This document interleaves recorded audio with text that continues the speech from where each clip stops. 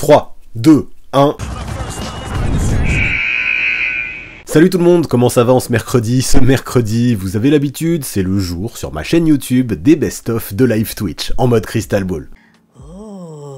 Et aujourd'hui, vous l'avez vu sur le titre et sur la miniature, on va parler de Pascal Siakam et de sa potentielle future destination. Ouais, on le sait, il fait partie des gros candidats qui pourraient faire ses valises bientôt, avant la deadline. Alors on va voir justement où est-ce qu'il pourrait aller. De toute façon, des précisions, je vous en donne juste après, alors on y va, on ne perd pas plus de temps et c'est parti. Où ira Pascal Siakam d'ici la trade deadline?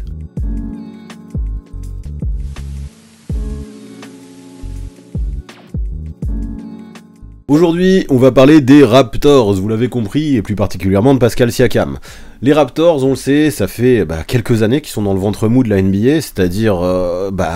ils peuvent aller en play-off, mais ils passent pas un tour. Mais en contrepartie, ils sont pas suffisamment mauvais pour avoir des bons tours de draft, et c'est ce que j'appelle le ventre mou, la pire situation. Et dans cette situation, ils y sont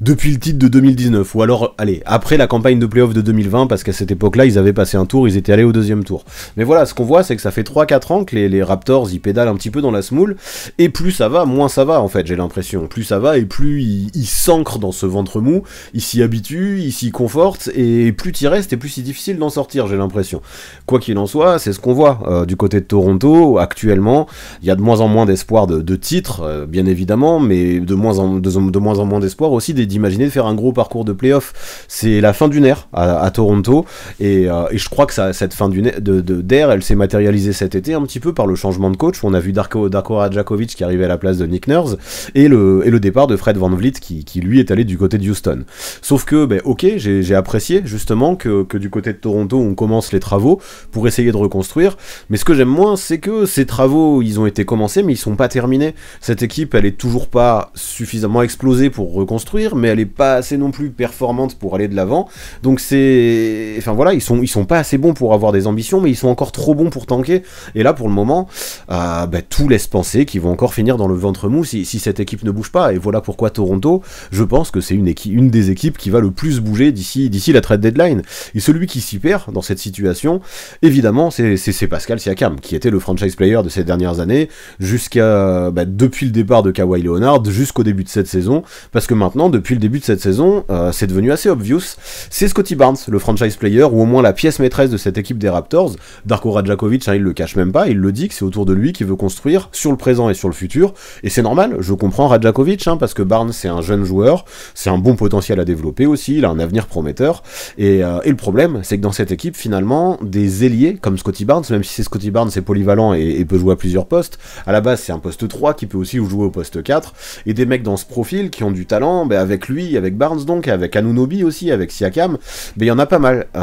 tous c'est des mecs qui sont polyvalents, mais ils ont aussi des différences réelles dans le jeu, sauf que globalement tous jouent au même poste, et tous aussi ont cette espèce de profil où ils peuvent créer pour eux, où ils sont athlétiques, où ils sont plus ou moins shooters. C'est compliqué, je trouve, d'associer tous ces joueurs. Autant Nick Nurse y arrivait bien, c'était son kiff d'avoir ces joueurs polyvalents un peu partout, autant je suis pas sûr que ce soit le style de jeu de Rajakovic, qui lui préfère majoritairement compter sur Scottie Barnes. Et le souci avec Siakam, c'est que dans cette situation, j'ai l'impression qu'il est un petit peu en train de se perdre. Maintenant que c'est plus le franchise player et que c'est Scottie Barnes qui a pris les rênes, il a un rôle flou. À Toronto, on obtient peu de victoires. Et le problème avec Siakam, c'est que cet été, il sera en fin de contrat, et donc si Toronto ne le transfère pas, il pourrait faire ses valises et se casser sans rien laisser en contrepartie chez les Raptors. Et en vrai, si je suis honnête, je vois pas trop de monde où Siakam, en fin de saison, il décide de re-signer à Toronto, sachant que maintenant à Toronto, c'est clair que c'est plus à lui qu'on donne les clés, on donne les clés à Scottie Barnes. Donc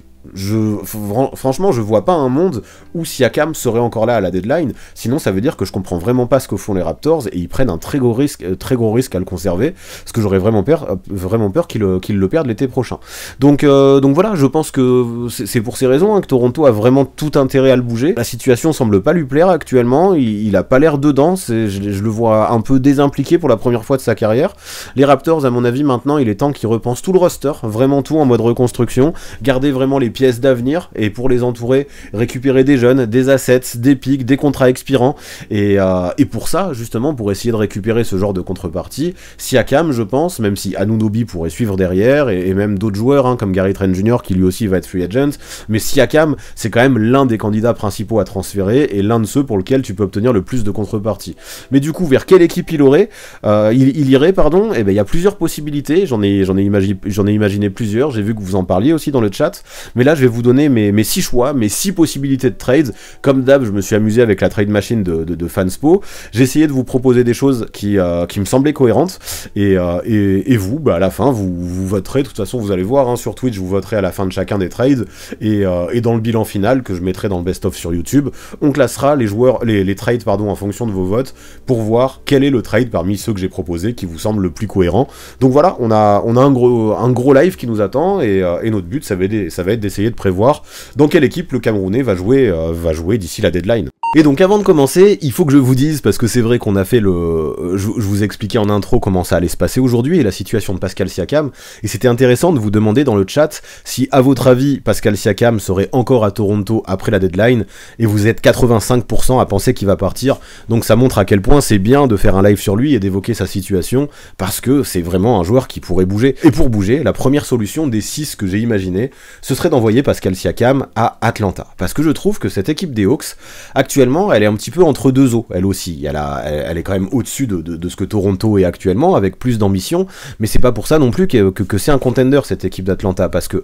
au niveau du talent, ok, normalement ça doit accrocher les playoffs, c'est l'objectif minimum. Le problème, c'est qu'au niveau du talent, sauf malentendu, comme ça peut arriver parfois, mais ça reste rare quand même, il n'y a pas assez de talent et pas assez justement de niveau de jeu pour passer des tours du côté d'Atlanta. Et j'ai l'impression que cette situation, c'est celle qui existe depuis 2021, depuis justement ce parcours un petit peu surprise, où les Hawks sont allés en finale de conférence, et aujourd'hui on a Dejounte Murray qui est arrivé, et on se rend compte qu'il y a énormément de choses qui passent par Trae Young et par Dejounte Murray, qui en plus de ça, même s'il y a des progrès dans leur alchimie, sont pas les deux joueurs les plus complémentaires du monde. Surtout que maintenant on a John Collins qui est parti à Utah, ça repose encore plus sur le backcourt, et avec le départ de John Collins, on a aussi un petit peu un trou au poste 4, parce que ok, on a Jalen Johnson qui a été titularisé en début de saison, qui a été bon, mais qui s'est blessé, puis Saddiq Bey qui a pris sa place dans le 5 de départ, qui est réputé pour être un shooter à 3 points, mais qui a quand même une adresse irrégulière, et tous les deux, en plus de ça, c'est ok, hein, ils peuvent jouer aux deux postes, mais c'est presque plus des postes 3 que des postes 4 de formation, et j'ai l'impression qu'il faut vraiment un vrai intérieur pour mieux compléter Capella, et pour l'aider à défendre notamment. Je pense que pour l'aider, il faut vraiment un joueur polyvalent, qui défensivement peut switcher partout. Jalen Johnson peut faire ça, mais il est encore jeune, et avoir un mec comme Siakam qui serait beaucoup plus expérimenté dans ce rôle, à mon avis, ce serait pas du luxe. Il y a besoin d'un joueur qui est capable de prendre des rebonds, d'un joueur qui peut se montrer solide vraiment dans la peinture et d'attaquer le cercle, un vrai intérieur, mais s'il peut s'écarter et s'il sait shooter à 3 points, c'est encore mieux, parce qu'on le sait, le jeu de Quinn Snyder se base beaucoup sur le shoot extérieur, et en plus de ça, même si Trae Young shoot pas mal, beaucoup à 3 points, avec Dejounte Murray shoot de plus en plus à 3 points, on le sait, c'est quand même des joueurs qui ont besoin d'espace, donc un poste 4 qui shoot mais qui est polyvalent et qui peut tout faire, il peut à la fois profiter des espaces que Young et Murray créeront avec leur gravité, mais aussi attirer les défenses pour donner des espaces à Young et Murray, et je trouve ça intéressant, parce que là depuis tout à l'heure je liste les besoins d'Atlanta, et j'ai l'impression que Siakam coche pas mal de cases, des deux côtés du terrain en plus, parce que Siakam c'est quand même un mec qui est capable de mettre 20 points par match les yeux fermés, ou pas loin, hein, tous les soirs, qui apporte une vraie percussion dans le jeu, qui a de grosses qualités athlétiques, il peut jouer sur transition, il peut aussi jouer sur demi-terrain, il peut créer pour lui si besoin, il y a pas de problème, dans le domaine il a beaucoup progressé depuis sa draft, mais aussi j'aime bien, parce que même sans le ballon, même si c'est pas le ball handler numéro 1, il peut être utile, il peut agir off-ball, grâce à beaucoup de courses en contre-attaque, grâce à de bons cuts, ça a jamais été un grand shooter spécialiste, et cette saison c'est vrai qu'au niveau des pourcentages c'est pire que jamais, mais voilà, ça reste quand même un shooter correct qui peut mettre dedans de temps en temps, de façon quand même assez régulière, même si c'est pas avec des gros pourcentages, et là j'ai l'impression que ces pourcentages actuels sont un petit peu faussés par la situation de tristesse, j'allais dire de déprime, on va pas abuser, mais cette situation compliquée qu'il est en train de vivre à Toronto, et je pense que à Atlanta, avec le spacing et la gravité et même le playmaking de Trae Young, il aurait de bonnes conditions pour améliorer ses pourcentages, parce qu'il pourrait forcément, je pense, obtenir des meilleures positions de shoot. C'est un mec qui se bat au rebond, qui est devenu aussi un bon passeur avec le temps, parce qu'il a appris à lire le jeu, il a amélioré son QI basket. Siakam, on le sait aussi, hein, mais je le présente un petit peu actuellement parce que ça va servir pour tous les autres trades, mais c'est quand même un gros défenseur avec un gros physique, un côté increvable aussi, très athlétique, c'est un compétiteur aussi qui a un gros mental, et surtout il a de sacrés outils avec sa longueur, et moi je me dirais qu'avec un 5 par exemple qui serait composé de Trae Young, de Dejounte Murray, Jalen Johnson que tu décalerais au poste 3, Pascal Siakam et Clint Capella, on aurait des Hawks qui présenteraient un tout autre visage. On aurait un danger offensif qui pourrait venir de partout, de plusieurs joueurs, à tous les postes. On aurait une énorme défense intérieure, hein, avec Clint Capella en tant que rim protector, et Siakam justement en homme à tout faire qui peut dépanner partout dans le périmètre et qui peut switcher partout. Et pour moi, ça c'est un petit peu la clé du succès dans la peinture en NBA pour défendre une raquette. Un petit peu comme Giannis Antetokounmpo et Brook Lopez. Brook Lopez qui est sous le cercle et Giannis qui compense un petit peu partout. Siakam, il peut jouer ce rôle-là, à condition, on le voit un petit peu avec les Bucks qui galèrent avec Lillard en premier rideau cette saison, et on voit que Holiday leur manque, mais justement la clé pour que ça fonctionne, un duo comme ça à l'intérieur, c'est qu'il y ait au moins un bon défenseur au premier rideau, et on a Dejounte Murray qui peut faire le taf à Atlanta dans ce rôle-là, et ça j'aime bien. En fait, ce qu'on voit, c'est que Atlanta a déjà une très bonne attaque, mais qui pourrait encore progresser avec l'arrivée de Pascal Siakam, mais aussi une des pires défenses NBA, et je pense que l'arrivée de Siakam, là, pourrait vraiment permettre à l'équipe de step up dans le domaine, et permettre à l'équipe d'avoir plus d'espoir en playoff. Donc c'est un trade qui permettrait, je pense, de nouvelles ambitions pour ces Hawks, sans trop avoir à se dépouiller. Ok, ils perdraient DeAndre Hunter, mais c'est pas grave, j'en parlais dans le live de la semaine dernière, je trouve que Hunter, il peine un petit peu à confirmer le potentiel qu'il avait à sa draft, il stagne un peu dans son niveau de jeu, je pense qu'il a besoin d'un nouvel air pour progresser, et pourquoi pas l'imaginer percer ailleurs, et je pense que les Hawks, si c'est pour avoir Siakam, c'est possible de faire une croix sur DeAndre Hunter. La perte de Patty Mills, maintenant, elle est anecdotique, hein, c'est un vétéran qui ne joue quasiment plus, sauf s'il y a des blessures, même s'il peut avoir un petit rôle dans le vestiaire, et par contre, les pertes importantes, ce seraient les pertes des jeunes que sont AJ Griffin et Kobe Buffkin, qui peuvent être un petit peu plus embêtantes, parce que ouais, c'est des joueurs qui ont du potentiel, mais il faut bien lâcher des pièces qui peuvent contenter les Raptors, et je pense que ces joueurs-là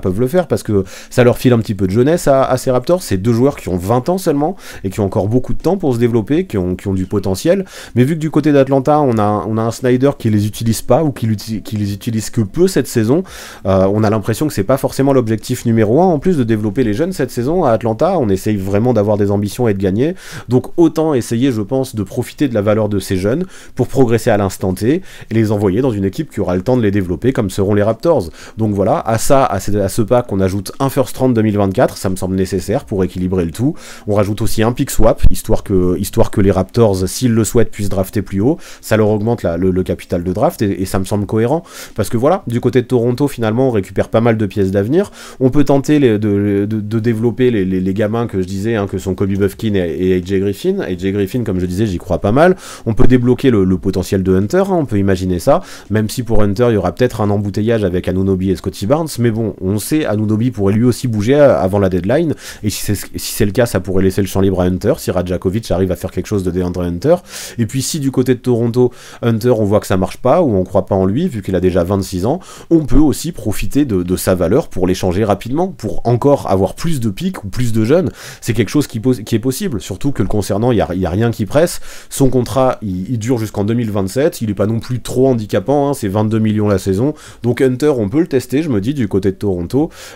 essayer de le mettre en valeur le plus possible, on voit si on compte sur lui à l'avenir, si on compte pas sur lui à l'avenir, on maximise sa valeur pour avoir des assets en retour et continuer une reconstruction, si on compte sur lui, ça peut être une bonne surprise, j'aime bien, donc si on ajoute à ça les paris futurs comme Griffin et Buffkin, qui auront plus de temps de jeu, ce sera l'occasion de voir si ça peut être des pièces intéressantes pour une équipe ambitieuse, hein. Pour moi, Griffin, comme je disais, et je l'ai beaucoup dit, mais j'insiste là-dessus, il a beaucoup de choses, il a tout pour devenir un bon joueur, on a un Buffkin qui est super intéressant aussi, et je pense qu'il y a de gros espoirs de développement pour eux. Buffkin, c'est un scoreur percutant qui peut faire des choses à l'avenir, même si pour l'instant il n'est pas encore prêt, mais il a besoin d'expérience, de temps de jeu, ça à Toronto il pourrait l'avoir, et comme je disais aussi, je suis sûr que DeAndre Hunter vaut mieux que ce qu'il montre en ce moment, où là actuellement le contexte des Hawks, on sent, je sais pas, il arrive peut-être au bout d'une histoire à Atlanta, et comme je disais, il a peut-être besoin de connaître une nouvelle équipe pour continuer à progresser, donc ça fait pas mal de pièces d'avenir au niveau des joueurs pour les Raptors, tout en augmentant, comme je disais, le capital de draft avec un premier tour dès la prochaine draft, hein, pour essayer encore une fois d'attirer un jeune dès juin prochain,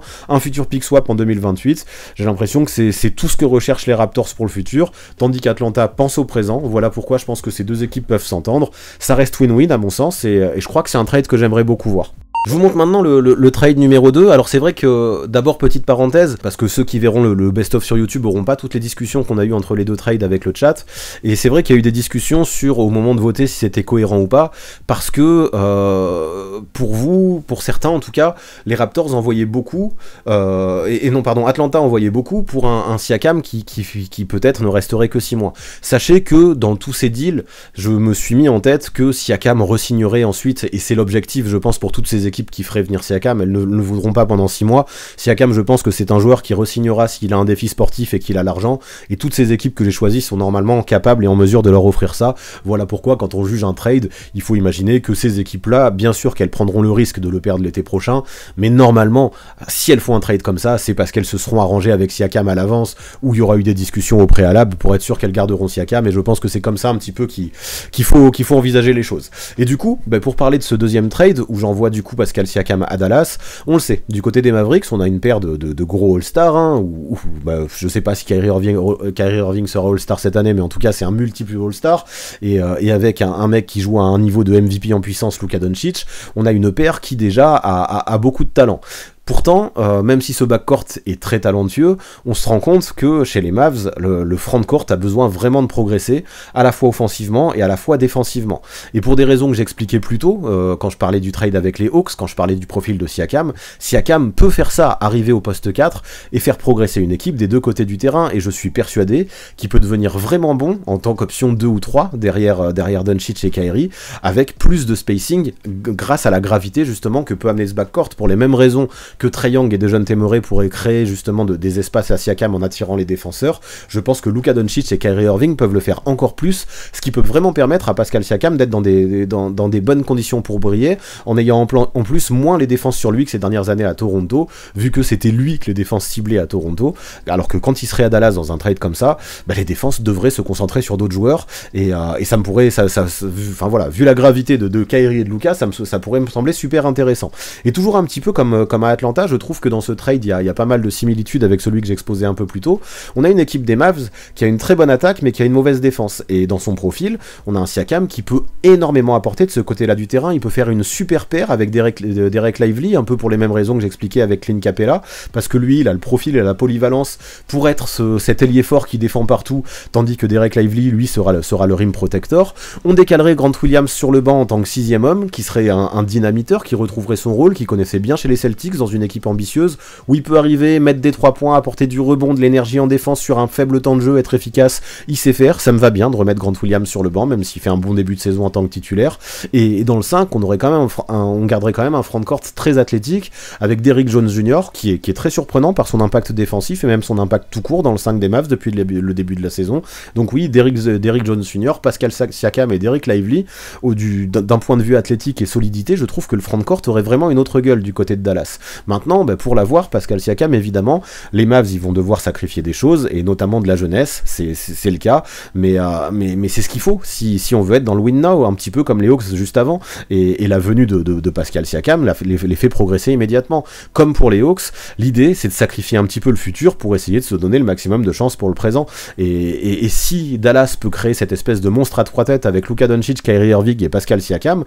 ça pourrait être assez violent, parce qu'on a une équipe de Dallas qui commence déjà très bien la saison, personne n'en parle vraiment sérieusement pour le titre jusque-là, et pourtant, là, avec une armada pareille, avec Pascal Siakam, même avec moins de jeunesse, je pense que les Mavericks pourraient devenir un candidat très sérieux, au moins pour aller loin, faire un bon parcours, pourquoi pas jusqu'au final de conférence, et une fois qu'on arrive à ce niveau-là, tout est possible, alors pourquoi pas. J'aimerais vraiment beaucoup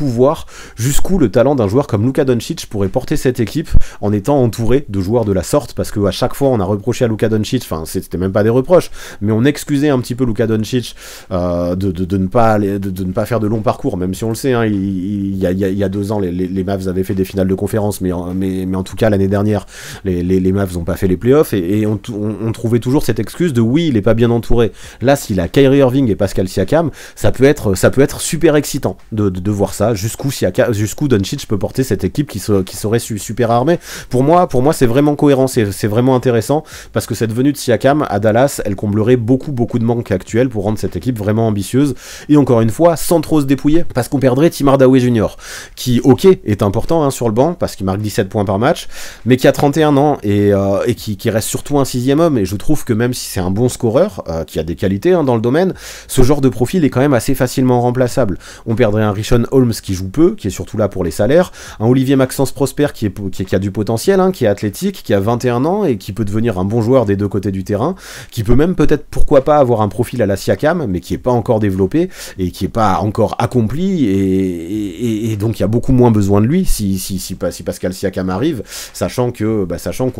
n'y a aucune certitude que Olivier Maxence Prosper devienne un jour un joueur de calibre de Siakam. Et pour moi, du coup, la perte principale, qui peut être un petit peu la plus embêtante, c'est Jaden Hardy, qui a 21 ans, et qui lui a un très gros potentiel. Je suis curieux de voir ce qu'il va donner dans sa carrière, parce que lui aussi a de vraies qualités, notamment dans le scoring, et je trouve qu'il progresse dans pas mal de secteurs du jeu. Mais c'est pareil, à Dallas, on n'a pas besoin de Jaden Hardy tout de suite, il est pas encore prêt pour être une rotation essentielle en playoff, et je pense que ce sera le genre de joueur qui s'éclatera plus et se développera plus dans un contexte comme celui qu'il pourrait avoir à Toronto. Donc voilà, après à ça j'ajoute un first qui me semble nécessaire pour que Ujiri accepte, parce qu'on sait que Ujiri des fois est dur en affaires, 2 secondes pour encore compléter le trade et décorer un petit peu, c'est surtout de la poudre aux yeux, ça fait bien d'ajouter des seconds, mais on sait que certains GM dans les trades comme ça aiment bien récupérer des seconds tours, donc pourquoi pas. Et Toronto, voilà, il devrait absorber le contrat de Tim Hardaway Jr., alors qu'ils n'ont pas forcément besoin de lui, mais son contrat il est dégressif saison après saison, donc ça va, c'est un contrat qui est pas toxique, que tu peux retrade assez facilement,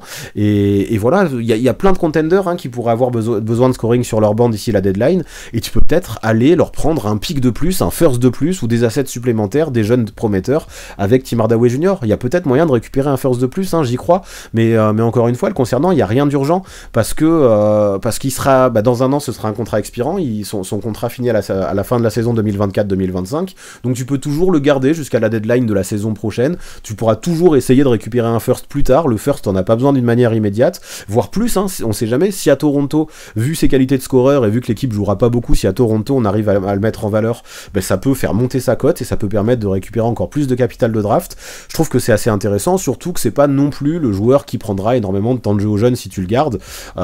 et en plus de ça, ça peut être aussi une bonne option au poste 2 en tant que scoreur pour remplacer Gary Trent Jr. si lui aussi est transféré avant la deadline, ou s'il s'en va à la free agency en juillet prochain, parce que lui aussi sera agent libre. Donc après, on aura Richaun Holmes qui arrive, il a une player option l'année prochaine, c'est un joueur qui a 29 ans, qui a l'habitude de faire des stats, mais surtout dans des équipes en reconstruction, il est trop limité en termes de QI basket et en termes de défense pour vraiment avoir un rôle chez un contender, mais dans une équipe qui est en plein rebuild, je pense qu'il peut toujours avoir un bon rôle, même si c'est pas une pièce d'avenir. En tout cas, il pourra faire des stats, et pareil, il pourra essayer d'augmenter sa valeur potentiellement en cas de trade, même si je pense que maintenant plus personne n'est dupe concernant Richaun Holmes. Je disais, il est surtout là pour les salaires. Donc voilà, du côté de Toronto, ce trade il sera accepté si du côté du management on croit au développement de Olivier Maxence Prosper et de Jaden Hardy, qui sont quand même 2 joueurs très jeunes, et moi j'aimerais bien voir ce qu'ils peuvent donner avec des responsabilités et des minutes. Ils ont besoin d'être développés, c'est sûr, mais ils ont du talent, et ça tombe bien parce que les Raptors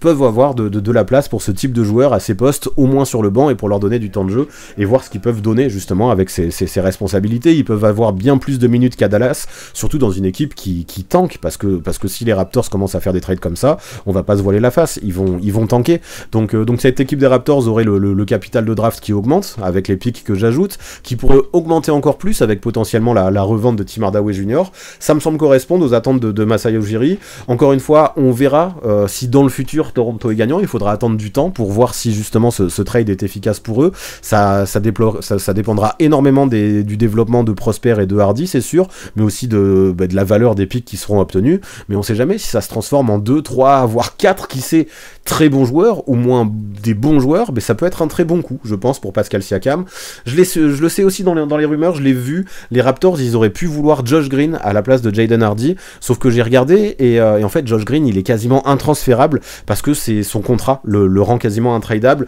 Je vais pas rentrer dans les détails, c'est compliqué, mais parce que c'est à cause de la Poison Pill Provision. En gros, il a signé une extension de contrat qui n'a pas encore commencé, il n'a pas encore commencé à toucher le salaire, il commencera à le toucher l'année prochaine, et du coup, il est difficilement transférable sans justement que l'extension compte dans le cap. Enfin bref, dites-vous juste que le contrat de Josh Green est très difficilement transférable pour cette saison, et que Jaden Hardy Hardy, à mon sens, semble une bonne alternative. Je pense que c'est difficile de proposer mieux du côté de Dallas, mais c'est déjà une belle offre à mes yeux pour Toronto, même si potentiellement, si vous voulez équilibrer, j'aurais pu ajouter un pick swap, mais ça me semblait bien comme ça. Maintenant, pourquoi pas essayer d'ajouter des pick swaps pour convaincre Masai Ujiri. Mon troisième trade enverrait Pascal Siakam du côté de Brooklyn. Ça aussi c'est important, petite parenthèse, je me rends compte, j'en fais à chaque fois que je parle d'un trade, mais c'est quand on discute justement avec le chat entre les trades, je remarque que dans le chat, souvent vous êtes beaucoup à me dire ouais mais Toronto est trop perdant, je peux comprendre, mais c'est aussi volontaire parce que j'ai essayé de faire ce qui me semblait réaliste dans la mesure où Toronto, de toute façon, à partir du moment où ils vont vouloir transférer Siakam, ils seront en position de faiblesse dans la mesure où Siakam est agent libre en juillet prochain. Et les équipes, j'expliquais que je pense qu'à chaque fois, l'idée ce sera de le re-signer, mais il y a ce risque quand même qui existe que Pascal Siakam ne re-signe pas,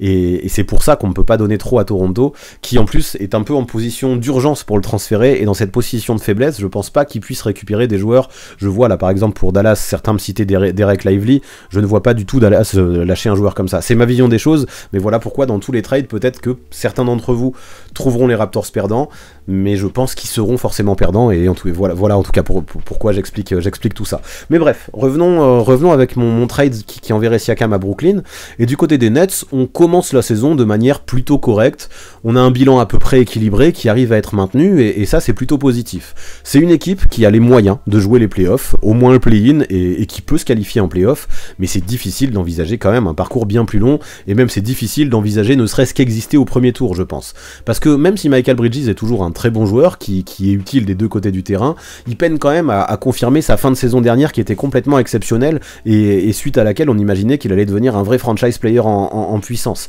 Parce que oui, il reste un joueur super qualitatif, qui n'est pas qu'un simple défenseur, qui a fait de vrais progrès en attaque, qui s'est créé pour lui aussi, mais qui est encore trop irrégulier, et malgré ses progrès offensifs, il est trop irrégulier, je pense, pour être un vrai franchise player. Il a besoin de trouver un peu plus de constance sur son shoot, il a besoin aussi de progresser dans le playmaking, parce que pour l'instant, si tu lui donnes la balle, je trouve que ses visions de jeu ne sont pas encore assez folles pour être un gars qui porte autant la balle, et pour l'instant on voit ça manque un joueur comme ça du côté de Brooklyn. À côté de ça, on a Cam Thomas qui surprend depuis le début de la saison, qui même dans le bon sens, parce qu'il montre à quel point c'est un méga scoreur, mais c'est pareil, il a pas non plus l'expérience, et il est surtout trop unidimensionnel pour que j'en fasse mon franchise player. Vraiment, j'ai l'impression que dans cette équipe des Nets, on a du talent, mais il manque vraiment un all-star en puissance, parce que oui, l'espoir de se qualifier en playoff est là, mais les espoirs d'aller plus loin n'existent pas, et le but du jeu en NBA, c'est pas juste de se qualifier en playoff. Et donc Siakam peut être le joueur qui peut transformer cette team, je pense, parce que il a bien le profil de joueur que Jacques Vaughn peut utiliser assez intelligemment, parce que Siakam peut apporter des deux côtés. C'est un joueur qui a déjà montré par le passé qu'il pouvait être le franchise player d'une équipe qui passe des tours quand il est bien entouré. Ça a été le cas en 2020, et je trouve que depuis 2020, en plus de ça, Siakam est devenu un joueur bien plus accompli, qui a des grosses perfs façon pédigré, et qui a montré plusieurs fois, au moins en saison, qu'il pouvait porter la team. À Brooklyn, il serait bien entouré, il serait bien coaché, ce serait lui, je pense, l'option numéro 1, peut-être à se partager avec Michael Bridges, il faudrait y réfléchir, avec Cam Thomas aussi, mais Pascal Siakam, il a pas besoin d'avoir tous les tickets shoot, il peut s'intégrer avec pas mal de joueurs, et je pense qu'avec Bridges et Cam Thomas, ça peut être polyvalent, et l'équipe pourrait se montrer plus ambitieuse avec Siakam dans l'effectif, surtout que vous le voyez, dans ce deal,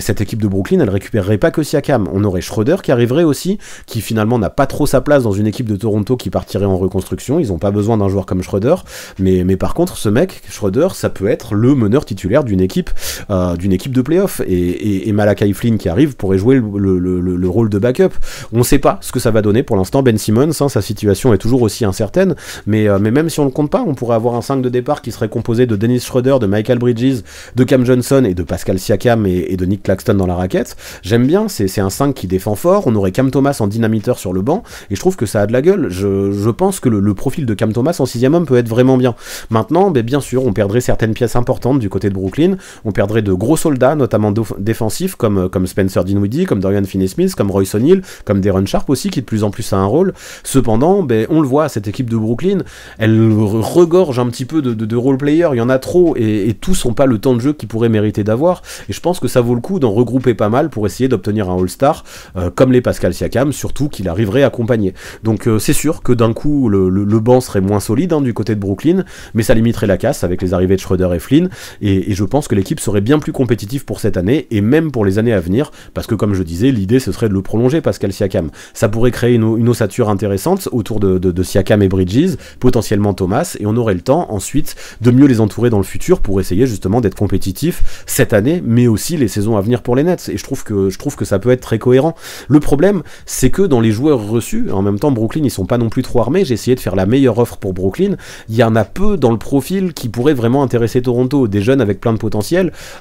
mis à part Day'Ron Sharpe qui a 22 ans, qui lui a un petit potentiel, hein, qui peut devenir un vrai intérieur, les autres c'est quand même des joueurs de 30 ans, et c'est pas forcément ce que cherche Toronto. Maintenant, je pense que Toronto pourrait accepter quand même, parce que ces mecs de 30 ans, ils ont pas non plus des contrats handicapants,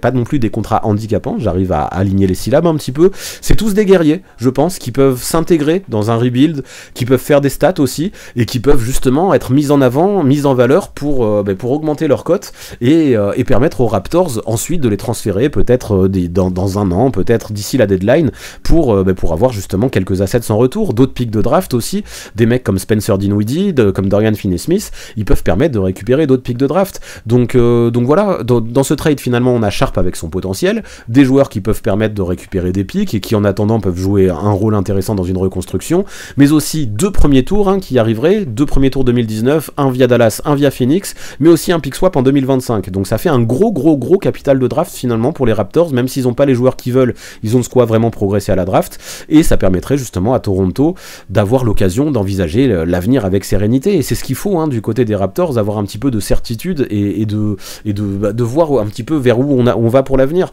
Et si justement tu arrives à accumuler des tours de draft, tu te dis que tu te donnes l'occasion de reconstruire par la draft, ça peut être intéressant. Je pense que c'est un deal qui est intéressant si Masai Ujiri veut se donner les moyens d'obtenir un maximum de tours de draft pour l'avenir et reconstruire justement via la draft. Donc voilà pourquoi je vous propose ce trade qui lui aussi me semble assez cohérent pour les deux équipes. Allez, mon trade numéro 4, c'est le premier de mes 2 deals, vous verrez mon trade numéro 6 aussi, c'est le cas. Donc le premier qui implique 3 équipes, et on le voit là, je vous laisse un petit peu regarder le trade, mais dans ce scénario, ce serait les Sacramento Kings qui récupéreraient Pascal Siakam. Et pour moi, ce serait une équipe super intéressante, enfin c'est déjà une équipe super intéressante, ces Kings, qui ont vraiment du potentiel, qui ont fait une super saison l'année dernière, qui confirment même plutôt bien cette année, mais j'en parlais récemment, j'ai quelques doutes en playoff, notamment sur le fait que Sabonis puisse assez souvent être exposé défensivement quand la post-season arrive et que les coachs se focus sur lui et arrivent à le cibler. Pourtant, cette équipe, elle a quand même beaucoup de potentiel, elle est très plaisante, très prometteuse, et je pense qu'ils sont à un All-Star ou à un très très bon joueur près d'être très compétitifs et d'avoir de vraies ambitions pour aller loin.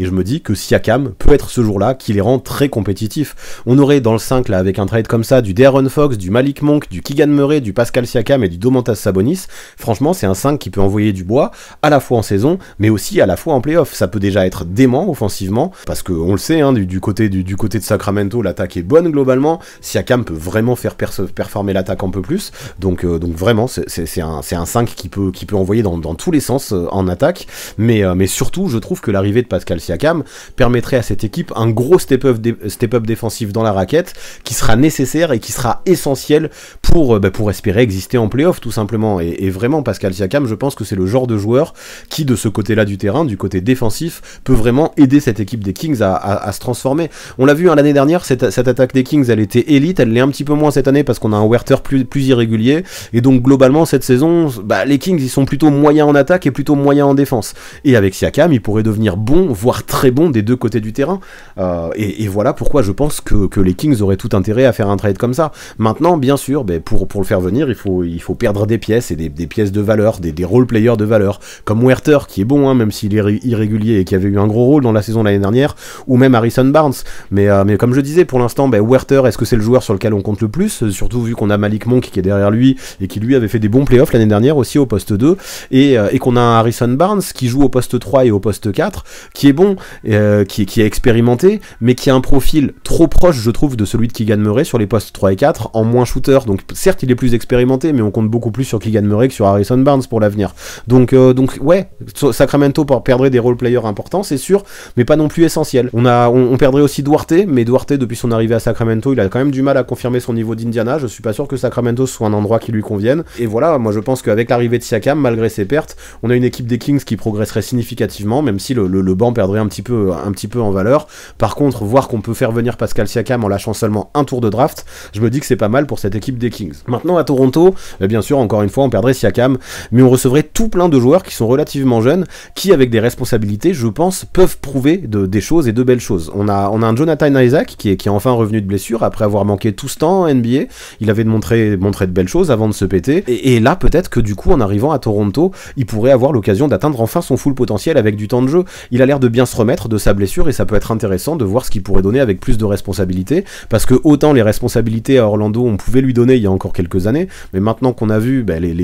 à son poste ce que font Franz Wagner et Paolo Banchero, c'est beaucoup plus difficile de responsabiliser Jonathan Isaac. Donc je pense que du côté d'Orlando, on en a moins besoin qu'à une époque, et du côté des Raptors, ça peut être l'occasion de voir ce que donne Jonathan Isaac en bonne santé, s'il est capable de vraiment se remettre. On aurait Kevin Huerter qui arriverait en sniper au poste 2, s'il veut bien retrouver un petit peu de régularité. Lui aussi, comme j'expliquais dans d'autres trades, ça peut être une alternative à Gary Trent Jr. s'il se barre cet été, lui qui est free agent. On a Chris Duarte qui arriverait aussi, qui a peut-être pas le plafond le plus élevé du monde, c'est sûr et certain, mais qui est quand même un joueur qui a un bon QI basket, qui peut se plaire plus dans un contexte d'équipe en reconstruction comme les Raptors, et qui peut être au moins un bon joueur de rotation, qui en tout cas fera pas d'erreur et fera les bons choix. Ça peut être appréciable, un jeune qui joue de la bonne façon, et tout ça, c'est pas des super jeunes plein de potentiel, mais c'est quand même plein de joueurs qui ont 25, 26 ans, qui peuvent plaire aux Raptors dans la mesure où, à terme, on a la certitude que dans le pire des cas, ce sera au moins des bons joueurs de rotation, et avec ça, j'ai ajouté, pour avoir vraiment de la jeunesse quand même et du potentiel, Colby Jones, le rookie, qui lui aussi peut être prometteur du haut de ses 21 ans, et qui peut être le jeune justement sur lequel Toronto peut compter, même si c'est pas forcément la pièce essentielle de ce trade. Donc avec ça, en plus de ça, on a des Raptors qui augmenteraient leur capital de draft, avec un pick 2027 qui arriverait en provenance de Toronto, et un pick swap possible en 2025 avec le Magic. Ça peut être intéressant, ça peut correspondre à ce que les Raptors cherchent. En gros, voilà, des joueurs qui au pire seront des bonnes rotations, voire mieux dans le contexte de Toronto, un rookie à potentiel, du capital de draft. Pour moi, encore une fois, c'est le package qu'il faut envoyer à Toronto pour espérer que Masai Ujiri lâche Pascal Siakam. Et plutôt que de faire ce trade sec entre deux équipes, c'est ce que j'avais fait à la base, entre les Kings et les Raptors, mais je me suis dit que c'était bien d'ajouter une troisième équipe. J'ai décidé d'ajouter Orlando parce que je vois pas trop pourquoi les Raptors auraient besoin de Harrison Barnes. Un vétéran comme Harrison Barnes, ça peut faire du bien auprès des jeunes dans une équipe en reconstruction, mais c'est pas forcément la priorité de cette équipe des Raptors. Par contre, à Orlando, je me suis dit que vu que cette équipe elle était prometteuse et qu'elle fait un début de saison assez impressionnant, c'est l'équipe Cinderella, l'équipe Darling de ce début de campagne, mais ça pourrait être intéressant, derrière Wagner et Banchero, qui sont les leaders de cette team mais qui sont très jeunes, d'ajouter un petit peu d'expérience et de leadership, et parce que voilà, malgré ce début de saison tonitruant, cette équipe elle est encore très jeune, et on sait qu'avec ce manque d'expérience, si elle arrive à se qualifier en playoff, elle pourrait vite exploser, et je me dis que cette expérience, cette XP de Harrison Barnes, elle peut vraiment faire progresser l'effectif de ce côté-là, pour apporter ce vécu, pour apporter cette sérénité. Barnes, il serait peut-être pas titulaire s'il arrivait à Orlando, parce qu'il y a Wagner et Banchero sur les postes 3 et 4, mais ça peut être une rotation qui est super intéressante derrière eux, et je me dis qu'en plus, ce serait pas forcément impossible d'associer les trois, et ça pourrait être fait assez souvent par Jamal Mosley sur le terrain, parce que les trois, ils ont quand même un profil différent. On l'a vu, Steve Kerr cet été avec Team USA, il a pas hésité à décaler Banchero au poste 5, pourquoi ne pas faire ça à Banchero, parce que peut-être que même si c'est titulaire, ce sera toujours Jalen Suggs, Anthony Black, Franz Wagner, Paolo Banchero et Goga Bitadze. Il me semble que c'est ça le 5 à l'heure actuelle, en attendant de voir si on pourra compter sur Markelle Fultz à son retour. Donc à mon avis, peut-être que ce 5 bougerait pas s'il y avait un deal comme ça qui existait. Par contre, sur certaines phases de jeu, je sais pas, j'imagine des troisième cartons, on pourrait essayer d'imaginer une espèce de death line-up du côté d'Orlando qui serait quand même super intéressant, avec du Jalen Suggs, du Cole Anthony, du Franz Wagner, du Harrison Barnes et du Paolo Banchero au poste 5. Moi j'aime bien, il y a du talent, il y a de la jeunesse, mais il y a aussi de l'expérience, de la sérénité, et ce qui est appréciable dans cette équipe du Magic, c'est que ça ajoute pas mal d'options, je trouve, à Jamal Mosley. Ça densifie l'équipe, ça apporte des profils intéressants pour avoir plus d'ambition à court terme, et essayer justement d'exister un petit peu en playoff. Franchement, voir qu'on peut avoir Harrison Barnes et cette expérience qui peut être nécessaire juste en échange de Jonathan Isaac et d'un pick swap, ça peut valoir le coup, dans la mesure où Barnes, il a pas le potentiel de Isaac, c'est sûr, mais Isaac, on connaît les doutes qui existent autour de lui à cause de ses blessures, mais dans la mesure où surtout Barnes a plus d'expérience, c'est déjà un joueur plus accompli et plus sûr que Jonathan Isaac. Donc ça peut valoir le coup du côté du Magic de faire progresser l'équipe en faisant Barnes, je pense, pour confirmer ce bon début de saison. Et voilà pourquoi j'ai ajouté dans le Magic dans ce trade, parce que bah, du coup ça me semble win-win-win. S'ils mettent le nez à la fenêtre, ils peuvent peut-être s'en tirer avec quelque chose de cool dans cet effectif. Dans mon trade numéro 5, Pascal Siakam prendrait, comme vous le voyez sur le visuel, la direction d'Indiana, qui a fait un bon parcours, hein, on l'a vu, au In-Season Tournament, hein, qui est arrivé en finale, qui a une équipe intéressante et prometteuse, en tout cas très fun à regarder, autour de Tyrese Haliburton, qui non seulement est très beau à voir jouer, qui rend cette équipe vraiment, vraiment sympathique, parce qu'elle joue super vite et qu'elle attaque très fort, mais surtout ce qu'on apprécie, et ce que j'apprécie particulièrement, c'est qu'Haliburton vraiment arrive à élever le niveau de jeu de tout le monde dans l'effectif, et c'est beau ce qu'il fait, sauf que je trouve qu'à côté d'Haliburton, il manque un vrai lieutenant. J'aime bien ce que fait Miles Turner, mais on va pas aller trop dans le compliment le concernant. Je le trouve moins naïf et plus patient qu'à une époque, des deux côtés du terrain, mais il reste quand même parfois un joueur soft, qui peut être irrégulier, qui peut des fois avoir une sélection de shoot bizarre, qui peut s'écarter un petit peu trop, et qui en défense pense parfois trop à mettre des contres qu'à prendre des rebonds et vraiment défendre, parce que mettre des contres c'est bien, mais il y a une prise de risque, hein, quand tu vas sauter ou que tu viens en aide, tu laisses aussi un défenseur tout seul souvent, et je le répète souvent, mais être un bon contreur, ça veut pas forcément dire être un bon défenseur. Et je trouve que Miles Turner, c'était son gros défaut en début de carrière. Ça s'est un peu amélioré de ce côté-là, mais ça reste quand même l'un de ses défauts principaux. Et voilà, Miles Turner, ça peut être quand même un pivot de qualité, parce qu'il a des skills et il peut apporter certaines choses, mais je ne trouve pas qu'il ait le niveau pour être le lieutenant d'une équipe ambitieuse, comme vise, c'est ce que vise Indiana, de devenir une équipe ambitieuse. Et pour ça, il faudra mieux accompagner Tyrese Haliburton que avec Miles Turner. Et du coup, on aurait Siakam qui arriverait et qui lui peut vraiment être parfait dans ce rôle. Et je pense que son duo avec Haliburton peut être super intéressant, parce qu'on a un Siakam, je pense, qui pourrait vraiment élever son niveau de jeu avec un meneur comme ça, parce qu'on l'a dit, hein, déjà plus tôt, c'est un mec qui peut créer pour lui, qui peut faire des choses, qui pourra le soulager à la création, c'est sûr, mais qui pourra aussi très bien jouer off-ball et qui est toujours pertinent dans ses cuts. Il fait vraiment des cuts dans les bons timings. Siakam, il a un vrai sens du jeu de ce côté-là, et avec un Haliburton qui justement arrive à anticiper tous les mouvements de ses coéquipiers, tous les cuts, mais il pourrait vraiment se régaler justement dans ces positions-là. Il pourrait aussi se régaler en contre-attaque. On sait que Siakam, c'est un joueur qui court, Haliburton, c'est un joueur qui court, ça pourrait se trouver, et ça pourrait kiffer le jeu hyper rapide des Pacers. Et voilà, comme je disais, vu qu'il dépanne aussi à la création, il peut aussi élargir les défenses en shootant un petit peu à 3 points, et justement en les attirant aussi à lui pour faire en sorte que tout passe pas par Haliburton. Je trouve que c'est bien déjà ce que Siakam apporte en attaque. Maintenant, on le sait, l'attaque, c'est pas le souci des Pacers du tout, c'est déjà la deuxième meilleure attaque de la ligue. Pendant une bonne partie de saison, c'était même la meilleure attaque de la ligue, sauf que ce qui est fou, c'est que dans un trade comme ça, on se rend compte que même en perdant certaines pièces, cette attaque, elle pourrait encore progresser avec Pascal Siakam, et ça fait envie. Maintenant, le problème de Indiana, c'est la défense. C'est l'une des 3 pires défenses de la ligue, et le problème, c'est qu'il n'y a pas de poste 4 qui peut assurer de ce côté-là, pour le moment, du côté d'Indiana. On a un Obi Toppin qui montre des belles choses en attaque, hein, et j'ai l'impression qu'il se régale aussi des bonnes passes d'Haliburton, notamment pour partir en dunk en contre-attaque, sauf qu'il a d'énormes limites défensives, le Obi Toppin. Et si Pascal Siakam le remplace dans le 5, ça ferait un immense step-up, je pense, pour les Pacers. Donc après, oui, il y aurait quelques pertes importantes, hein, qui feraient leur valise. On aurait Buddy Hield, on aurait Andrew Nembhard aussi. Mais c'est pas grave, parce que à Indiana, on a pas mal de role-players, encore une fois, on a du banc, ça vaut le coup de faire un package de role-players pour avoir un All-Star, surtout qu'on a aussi du monde sur les postes 2 et 3 pour compenser les départs de Hield et Nembhard, dans la mesure où il y a toujours du Bénédicte Mathurin, du Bruce Brown, mais aussi Aaron Nesmith, qui se dévoile cette saison et que je trouve très bon, que je vois tout à fait dans un spot de titulaire si Carlisle veut laisser Bénédicte Mathurin en tant que 6ème homme. J'ai aucun problème avec ça. On aurait un 5 majeur qui serait plus performant, on aurait un banc qui serait quasiment toujours aussi qualitatif, parce que je pense qu'il resterait quand même pas mal d'options sur ce banc. On perdrait Jalen Smith dans la raquette, c'est sûr, mais Siakam compense amplement sa présence dans la peinture. On perdrait aussi Jarace Walker dans la peinture, mais c'est pas grave, parce que même s'il est prometteur pour l'instant, il a pas de temps de jeu, et surtout, en plus de ça, on obtiendrait Siakam en lâchant qu'un seul tour de draft, ça ferait progresser l'équipe, ça peut-être donner l'espoir à cette team de passer un tour, pourquoi pas, ce serait une énorme chose. Haliburton, je vois et il montre qu'il fait déjà de grandes choses cette saison sans lieutenant de renom, et je pense qu'avec un lieutenant comme Siakam, il pourrait faire des choses encore plus belles, et ça me rendrait curieux de voir un tel deal et de voir Siakam arriver du côté d'Indiana pour voir ce que ça pourrait donner. Donc à Toronto, là on recevrait Buddy Hield, donc on testerait ce que peut donner Buddy Hield qui a déjà 31 ans. Il a des limites, hein, Buddy Hield, on le sait, c'est un mec qui défend pas un cachou, n'empêche qu'il a déjà montré dans sa carrière que quand il avait des ballons, il pouvait scorer, et ça je pense qu'il peut le faire dans une équipe en reconstruction. Après, de toute façon, je suis pas sûr qu'il rentre dans les plans futurs des Raptors, à moins qu'il montre de belles choses avec un rôle accru du côté de Toronto. T'as toujours la possibilité de le laisser partir cet été à la free agency, ou de le trade avant la deadline pour avoir un pick en plus ou des assets en plus pour le donner à un contender qui aurait besoin de shoot et de scoring. Là, ça ouvre encore des solutions pour le front office des Raptors d'avoir un mec comme Buddy Hield. Au départ, je l'ai surtout mis là pour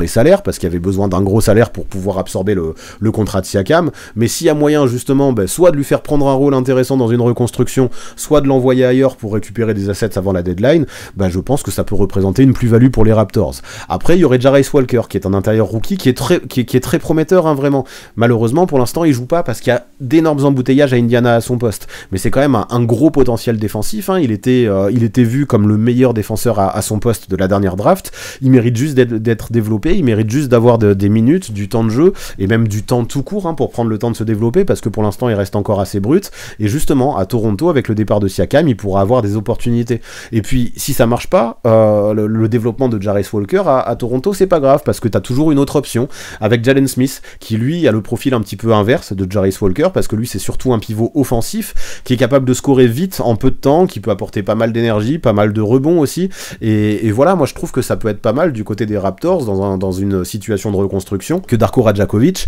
ait plusieurs profils différents à développer, et justement Jarace Walker et Jalen Smith peuvent correspondre à ces différents profils. Et puis tant qu'à faire, j'en ai pas encore parlé, mais on a aussi Andrew Nembhard qui arriverait, qui est un sophomore qui a 23 ans, qui peut évoluer au poste 1 et 2. C'est pas forcément le joueur qui a le plus de potentiel du monde, mais c'est quand même déjà un joueur sûr. Je trouve qu'il a déjà un gros QI basket, et je pense que c'est aussi le genre de joueur qui pourrait plaire à Rajakovic, toujours dans l'optique d'une reconstruction et d'essayer d'avoir des jeunes. Donc ces trois joueurs-là, hein, Walker, Smith et Nembhard, je pense pas qu'un jour ça devienne des stars, même s'il peut y avoir une bonne surprise, mais je ne pense pas quand même que ça devienne des stars. N'empêche que ils ont un certain, leur âge leur donne de la valeur, et je pense que leur potentiel peut leur permettre au moins de devenir des vrais joueurs de qualité de rotation dans le futur, même dans une équipe ambitieuse. Donc voilà, en plus de ça, il y a un First 2024 qui arrive encore pour ajouter de la jeunesse du côté de Toronto en juin prochain, et je me dis que finalement ça fait pas mal d'assets pour ces Raptors, plutôt que de prendre le risque de perdre Pascal Siakam gratuitement cet été. C'est pas si mal d'obtenir tout ça pour un Pascal Siakam qui lui fera du bien aux Pacers et qui permet aux Raptors de potentiellement penser à la jeunesse, au futur et à la draft. Moi j'aime bien, encore une fois. Allez, je finis avec mon gros deal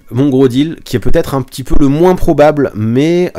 c'est un deal qui me semble quand même intéressant. Est-ce que je pense qu'il peut avoir lieu ? Pas vraiment, mais est-ce que je pense qu'il pourrait être bon pour les trois équipes ? Ouais, je pense en tout cas que ça peut être bon, donc vous allez me dire ce que vous en pensez. C'est celui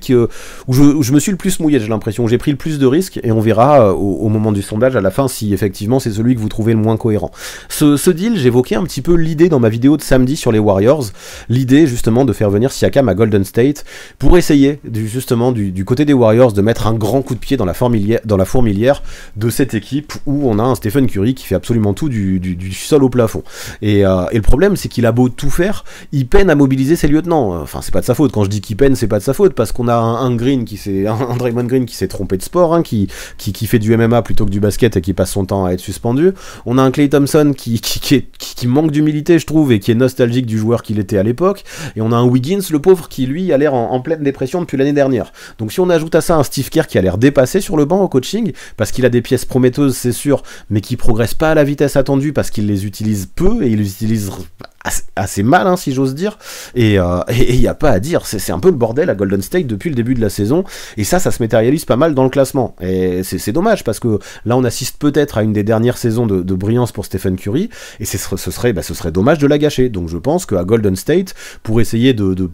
capitaliser au maximum sur les dernières années de Curry, il y aurait intérêt à vite bouger et transformer au plus vite cette situation de lose un petit peu, et on le voit, du côté des Warriors, on a Kevon Looney, c'est un soldat, mais il en dit handicape l'équipe d'un point de vue offensif. Ça aussi, j'en parlais dans ma vidéo de samedi, il est beaucoup trop limité du point de vue offensif, et je trouve que de l'autre côté du terrain, en défense, il est moins mobile latéralement que ce qu'il était en 2022, peut-être qu'il a pris du poids, je le trouve un petit peu plus lourd, et je le trouve moins impactant pour switcher qu'il était à l'époque, et clairement, même si c'est méchant pour Kevin Looney, surtout que c'est un joueur que j'apprécie dans l'énergie et la combativité qu'il donne, bah faut le dire, c'est le maillon faible du 5 majeur de ces Golden State Warriors, même si Klay Thompson peut être maillon faible lui aussi, et Draymond Green lui aussi, avec ses mauvais choix en fin de match. Mais bref, tout ça, ça complique les choses du côté de Golden State, et en plus de ça, c'est pas facile de sortir Looney du 5 et de pratiquer un jeu small ball du côté de Steve Kerr, parce que Wiggins, il peut pas vraiment être décalé au poste 4, on a un Jonathan Kuminga, Kerr, on n'a pas l'impression qu'il lui fasse une confiance aveugle, et il est peut-être, c'est vrai, encore un peu raw, un peu brut pour être titulaire, et parce que, en plus de ça, dans la raquette, on a un Draymond Green qui passe sa vie à être suspendu. Donc il y a un vrai souci dans la raquette des Warriors. Défensivement, c'est très dur. Offensivement, c'est pas beaucoup plus glorieux. Et je me dis que justement, Siakam, offensivement et défensivement, il peut apporter beaucoup de choses qui manquent. Il peut apporter du scoring, il peut apporter de la polyvalence défensive, et ça fera beaucoup de bien à cette équipe des Warriors. Quand Draymond Green reviendra de sa suspension, je pense que cette association avec Pascal Siakam, elle peut faire du mal défensivement, tant les deux joueurs sont polyvalents, et elle peut peut-être aider justement cette équipe à être portée vers l'avant, parce qu'elle en a besoin, et offensivement ce sera pareil. C'est dans cette équipe des Warriors, ce qui manque le plus à côté de Curry, c'est un autre scoreur régulier, parce que Wiggins n'y arrive plus, et parce que Klay Thompson n'y arrive plus.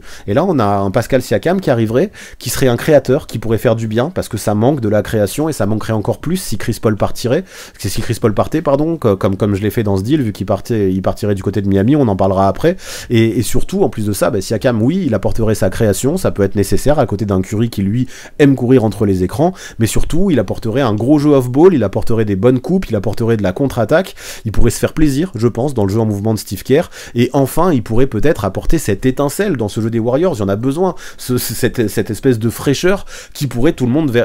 tirer tout le monde vers le haut. Ça semble utopique, hein, je sais bien qu'on n'est pas dans un Disney, mais ouais, il y a besoin de ça du côté de Golden State, et ce qui est appréciable, c'est que Siakam, ça peut être le genre de profil qui peut apporter ça, c'est pas trop du genre à s'économiser sur le terrain, c'est un mec qui est positif, même si là actuellement la situation à Toronto, on voit qu'il en a un petit peu marre, il essaye quand même de faire le taf, il râle pas, il est humble, et je trouve qu'il est assez facilement canalisable, il est coachable aussi, et tout ça c'est bien, donc je pense que son profil s'intégrerait bien du côté des Warriors. Maintenant, les Warriors, il va falloir lâcher des choses, on perdrait Kuminga, et on sait qu'il a un gros potentiel, Kuminga, et je sais que certains fans des Warriors ne veulent pas le voir partir, mais pour l'instant, il faut s'en rendre compte, à Golden State, il a pas l'occasion et les minutes pour être développé comme il faut, parce qu'il y a trop d'ambition actuellement du côté des Warriors pour développer un jeune, et on laisse trop de place aux vétérans. Steve Kerr fait trop confiance à ses vétérans pour développer des mecs comme Kuminga, donc même s'il a un vrai potentiel, Kuminga, j'ai envie de me poser la question, est-ce qu'on pense qu'à terme il deviendra un joueur comme Pascal Siakam?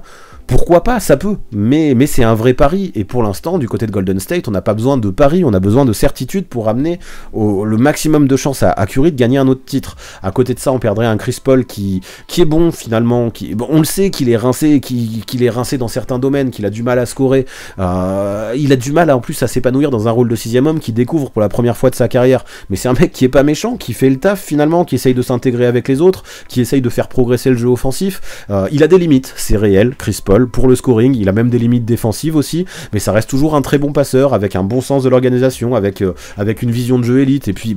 s'il apporte pas le scoring nécessaire parce qu'il a plus assez d'explosivité, ça peut handicaper l'équipe, parce qu'il a pas le profil de 6e homme dynamiteur, et du scoring, il y en aura beaucoup plus si on amène Pascal Siakam dans cette équipe. Donc voilà, je trouve que la situation de Golden State est compliquée actuellement, parce que Stephen Curry est pas assez épaulé au scoring, parce que cette défense des Warriors pose trop de questions. Siakam peut apporter dans tous ces domaines, on ajoute à ça un first 2028 et un pick swap, et qui iraient eux du côté des Raptors, et je me dis que ça va, finalement les Warriors ne se dépouillent pas trop, ils perdent surtout Kuminga avec un first 2028 pour faire venir un mec comme Pascal Siakam qui les fait progresser immédiatement. Je trouve que c'est le genre de deal qu'il faut faire du côté de Golden State. À Toronto, on obtiendrait le pari Kuminga, que je trouve intéressant, même s'il faudra lui trouver une place, et il faudra que Radjakovic trouve aussi des solutions pour le responsabiliser, parce que comme je disais, il a peut-être le potentiel pour devenir devenir un joueur à la Siakam, s'il est bien développé, s'il atteint son plafond. Des deux côtés du terrain, en plus, il peut devenir un joueur comme ça, parce qu'il a de vraies qualités athlétiques, et on le voit, enfin voilà, c'est une espèce de brute pour l'instant, il a juste besoin d'être poli, et dans un contexte comme les Raptors, je pense que ça pourrait être la situation idéale pour lui. Donc c'est un vrai pari, c'est certain, parce qu'il y a aussi un monde où il répond pas aux attentes, mais dans une équipe en reconstruction, ça se tente un pari comme ça. Et si ça marche pas, bah, tu peux quand même te consoler, parce que tu récupères aussi un first 2028, tu récupères 2 pick swap dans l'histoire, et tu récupères Nikola Jovic. Et ce qu'on voit concernant Nikola Jovic, c'est qu'actuellement, il trouve pas du tout sa place à Miami parce qu'il manque de défense. Du coup, il joue pas, et on le voit, il correspond pas du tout à la culture de l'équipe. Par contre, je me dis que Nikola Jovic, avant de faire une croix définitive sur lui,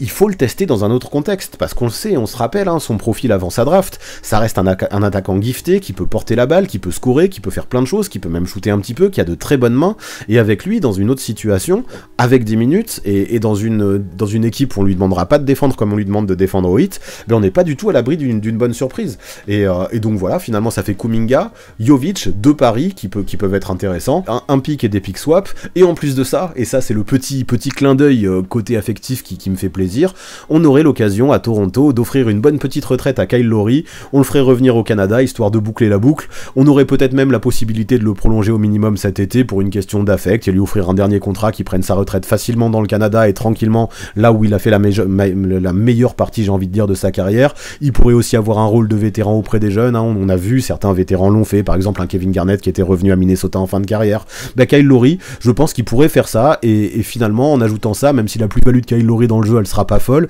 dans le vestiaire elle peut être intéressante, le geste je trouverais beau, et je me dis que c'est pas mal comme package pour Toronto pour envoyer Pascal Siakam ailleurs. Et enfin, bah, encore une fois, j'ai voulu rajouter une troisième équipe comme je l'ai fait avec Orlando lors du trade 4, j'ai mis Miami qui s'intégrerait dans ce deal. Eux ils feraient pas grand chose, n'empêche qu'ils essaieraient de step up au poste de meneur. Je suis pas sûr, hein, que Chris Paul ce serait la cible numéro 1, à mon avis Miami ils vont avoir d'autres cibles avant la deadline, mais on sait que pour l'instant ils ont du mal à choper leur cible, on reviendra peut-être dessus un petit peu plus tard. Ce qui est sûr, c'est qu'actuellement à Miami, on voit que Kyle Lowry, il a pas le niveau pour être titulaire, et encore moins dans une équipe ambitieuse. C'est sûrement, là j'ai beau y réfléchir, je vais pas faire la liste des meneurs titulaires actuellement en NBA, mais il fait sûrement partie des pires meneurs titulaires actuellement en NBA, Kyle Lowry, alors que on est dans une équipe de Miami, son seul objectif, on va pas le cacher, c'est d'aller au titre, pour eux aussi de leur côté profiter des dernières années de Jimmy Butler, et pour aller au titre, bah y a pas le choix, il faut progresser au poste de meneur. Maintenant, est-ce que Chris Paul va amener une équipe au titre? Il l'a jamais fait de sa carrière, donc clairement c'est pas une valeur sûre. Chris Paul, c'est clairement pas la folie. Il est plus vieux que Lowry, il est rincé aussi, comme je le disais, mais je pense qu'il est quand même moins rincé que Lowry. C'est un bien meilleur playmaker qui peut apporter de la sérénité, qui peut apporter de l'organisation et du playmaking qui peuvent être nécessaires dans cette équipe du Heat. Il a des failles en défense, mais Kyle Lowry aussi est moins mobile qu'il l'était à l'époque, et Chris Paul, de ce côté-là du terrain, il est au moins aussi intelligent que Kyle Lowry, et puis même si Chris Paul, c'est pas un scoreur, c'est pas grave, parce que de toute façon, Kyle Lowry non plus, c'est plus un scoreur, on voit qu'il y arrive plus, et à Miami, surtout quand Tyler Herro reviendra de sa blessure, on aura du monde pour marquer des points entre Herro, entre Butler, entre Adebayo et même Duncan Robinson. Non, ce qu'il faut, c'est un mec qui puisse apporter son expérience, son vécu, ses lectures de jeu et son organisation pour permettre à tout le monde de jouer ensemble. Et j'ai l'impression que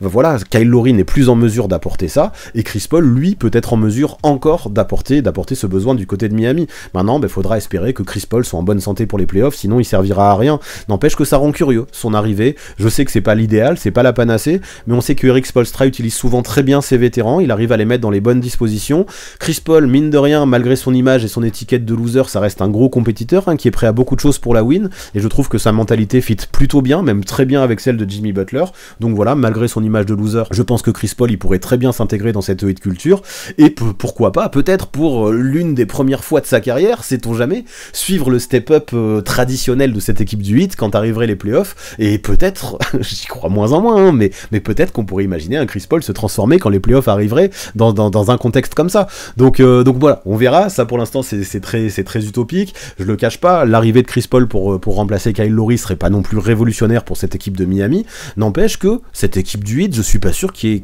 y ait non plus besoin de tout révolutionner. On aurait une vraie upgrade, je pense, parce que pour moi Chris Paul par rapport à Kyle Lowry c'est une vraie upgrade au poste 1, pour finalement pas grand chose. On enverrait seulement un Kyle Lowry qui est rincé à Toronto pour qu'il aille prendre sa retraite tranquillou, un Nikola Jovic qui est inutilisable parce qu'il défend pas, et en donnant un pick swap. Franchement, c'est quasiment rien pour Miami, pour avoir un Chris Paul qui, même s'il transformera pas l'équipe, permettra au moins de la faire un petit peu progresser. Donc c'est une équipe qui régresserait pas, en tout cas Miami, avec un tel deal, et qui se donne la chance de progresser. Donc ok, comme je disais, Chris Paul, ce sera peut-être pas la piste privilégiée du 8 à la deadline, mais pas sûr que les autres pistes aboutissent. On l'a vu cet été avec Damian Lillard. On a un Pat Riley qui a du mal à assumer et à faire les gros transferts que les fans espèrent. Donc s'il n'y arrive toujours pas cet été à faire venir un gros nom, pas cet été, mais avant la deadline à faire venir un gros nom, je me dis que Chris Paul, ça peut être un bon lot de consolation à prix réduit pour essayer, pourquoi pas, encore une fois, de faire un bon parcours en playoff tant que Jimmy Butler a l'âge. Donc voilà, j'ai pas mal parlé, mais il fallait le faire parce qu'il y avait 3 équipes impliquées.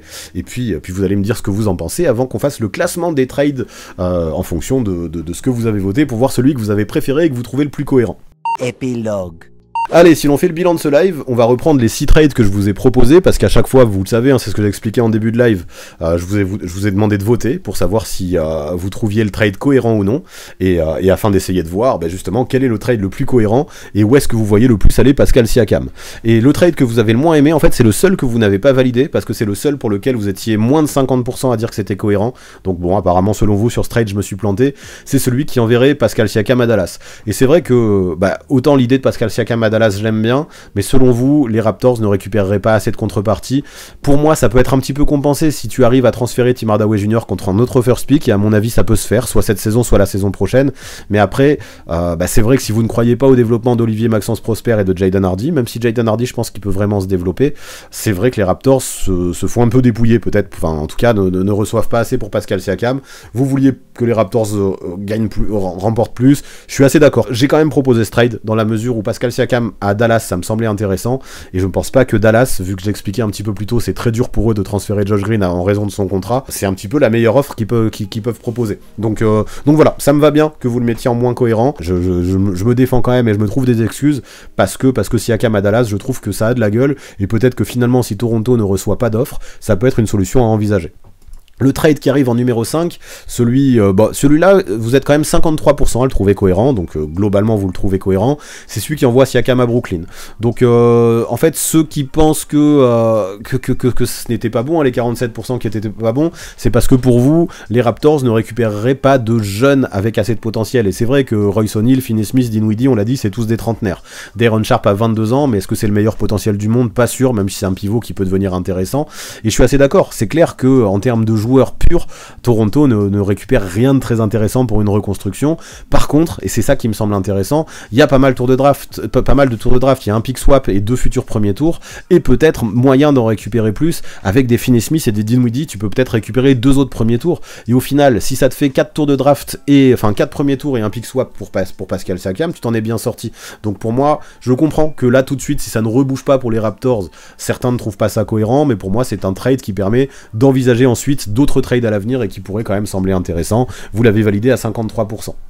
Ensuite, à 57%, c'est le dernier dont on vient de parler, celui qui enverrait Pascal Siakam du côté des Warriors. Ceux qui l'ont refusé, en fait, vous êtes 43% à dire qu'il n'était pas cohérent parce que, pour beaucoup, vous ne croyez pas en Jonathan Kuminga. Il y en a certains aussi qui disaient que le 8 n'avait rien à foutre là-dedans, qui ne voyaient pas l'intérêt de lâcher des joueurs comme ça pour avoir Chris Paul. Là-dessus, je suis pas d'accord, parce que Chris Paul, clairement, je sais qu'il y avait des gens qui doutaient dans le chat, mais Chris Paul, au moins dans le playmaking, il apportera beaucoup plus que Kyle Lowry, à condition qu'il soit en bonne santé en playoff, bien évidemment. Et surtout, je trouve que le hit ne lâche pas grand chose, dans la mesure où,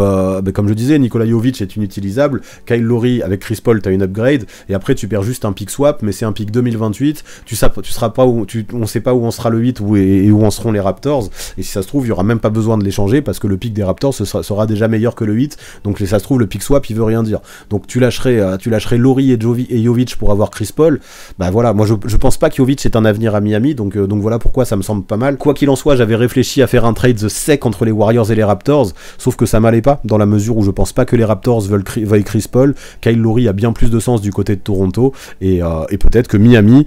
c'est peut être un bon coup, c'est peut-être pas le coup qui va transformer l'équipe, mais mettre le nez à la fenêtre dans un trade comme ça pour upgrade un tout petit peu le côté vétéran meneur de jeu, ça peut être un coup pas mal pour Miami, donc voilà pourquoi je l'ai proposé. Ensuite, on passe au podium. Le troisième qui vous plaît le plus, c'est Pascal Siakam à Indiana, et celui-là ça commence à être intéressant, vous l'avez validé à 60%. 67%. Donc là encore une fois, il y a des joueurs de qualité, hein, du Jarvis Walker, du Jalen Smith qui vont densifier le poste 4 avec le départ de Pascal Siakam, un Buddy Hield qui peut briller, qui peut marquer des points dans une équipe en reconstruction, qui pourra potentiellement être re-signé et pourquoi pas échanger dans le futur pour avoir d'autres tours de draft, un Andrew Nembhard qui apporte son QI basket et qui est très appréciable, hein. J'ai vu que dans le chat certains voulaient faire ce trade sans Andrew Nembhard, mais je pense pas que Masai Ujiri accepte ce trade s'il n'y a pas un joueur comme Nembhard qui vraiment au poste 1 et 2 peut apporter pas mal de choses et qui, même s'il ne deviendra pas une superstar et même si son plafond n'est pas le plus haut du monde, peut être un joueur qui apporte de la sérénité et qui est assez sûr, j'aime bien, plus un futur tour de draft. Celui-là, ouais, globalement il vous a plu et c'est plutôt cool,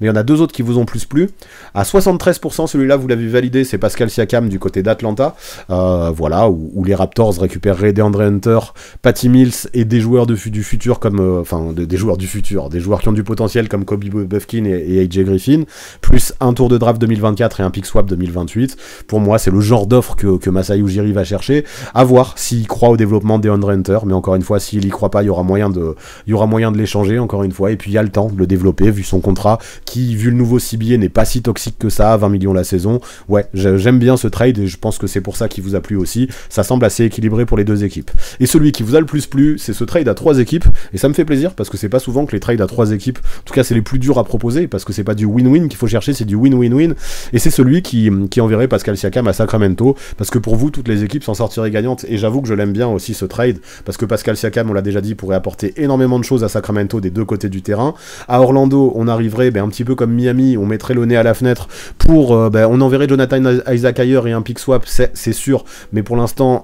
si l'équipe veut être ambitieuse, un Harrison Barnes, à mon avis, pourra apporter plus de certitude et d'expérience pour les playoffs que Jonathan Isaac. Et à Toronto, on récupérerait tout plein d'assets. Certes, Isaac, Huerter, Duarte, c'est pas des joueurs qui ont 20 ans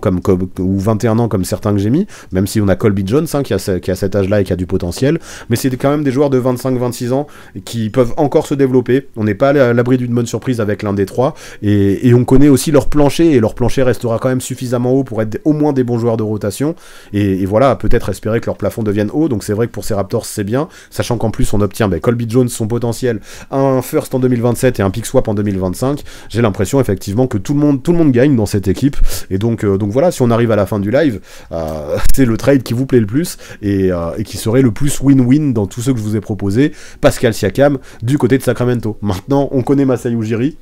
Ce qu'on retient, c'est que effectivement, je l'ai lu dans le chat et ça m'a fait marrer. Ce qu'on voit, c'est que je pense qu'il va devenir urgent de transférer Pascal Siakam. Du côté de Toronto, on a tout plein d'options potentielles, hein. On a vu, je vous ai proposé 6 équipes, mais je sais qu'il y en a qui aimeraient bien voir Pascal chez un contender. Enfin, Pascal, pourquoi je l'appelle Pascal? Siakam chez un contender. Ou j'ai vu aussi, pourquoi pas OKC pour épauler Holmgren dans la raquette. Il y a pas mal, il y a tout plein de solutions pour les Raptors. Mais maintenant, on sait que Masai Ujiri est difficile en affaires et ce serait dommage, je trouve, qu'il appuie pas sur la gâchette. Parce que quand arrivera l'été, je suis pas sûr qu'il puisse convaincre Pascal Siakam de rester, maintenant que les clés sont données à Scottie Barnes, et on sait que si tu imagines un sign and trade, t'es souvent perdant. Donc à mon avis, si tu veux être le moins perdant possible, il va être temps du côté de Masai Ujiri d'accepter une offre, à voir ce qu'il reçoit sur la table. On le sait que Toronto sera sûrement perdant vu la situation de l'équipe vis-à-vis de Pascal Siakam et son statut de free agent, mais si tu veux pas te retrouver le bec dans l'eau, voilà, je vous ai montré quelques offres, et visiblement c'est celle du côté de Sacramento qui vous plaît le plus.